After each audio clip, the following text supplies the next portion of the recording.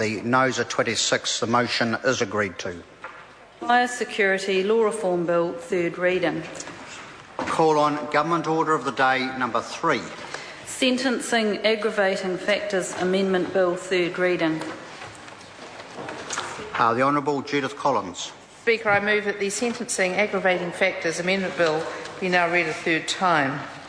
The bill signals the government's support for police officers and corrections officers who are the community's first line of defence against dangerous offenders. It will ensure that the courts regard an offence against these law enforcement officers as an aggravating factor at sentencing. Although the current law includes a number of offences specific to police and corrections officers, the most serious assaults are dealt with as generic offences, such as attempted murder or wounding with intent to injure.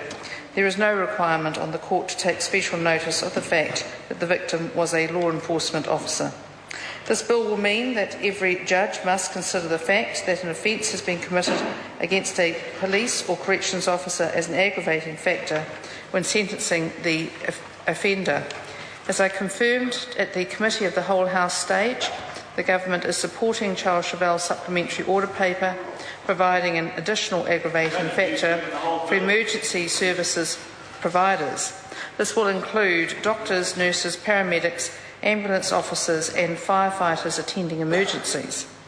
The Government recognises that frontline emergency workers attending emergency situations deserve special protection in a similar way to police and corrections officers acting in the course of their duties. All of these frontline staff have to work in highly dangerous situations in the course of their everyday duties.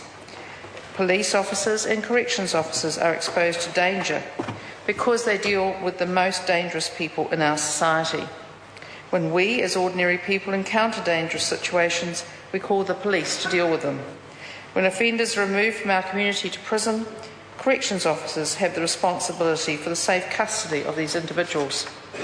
When our friends, relatives or community members are in an accident or their house catches fire, it is the other first responders who we expect to save them.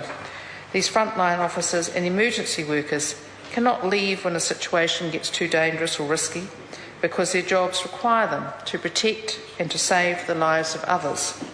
These workers are the first and last port of call, and for that reason we are making sure that the law recognises the importance of the contribution they make to society. I commend this bill to the House. The question is that the motion be agreed to. Charles Chauvel. Thank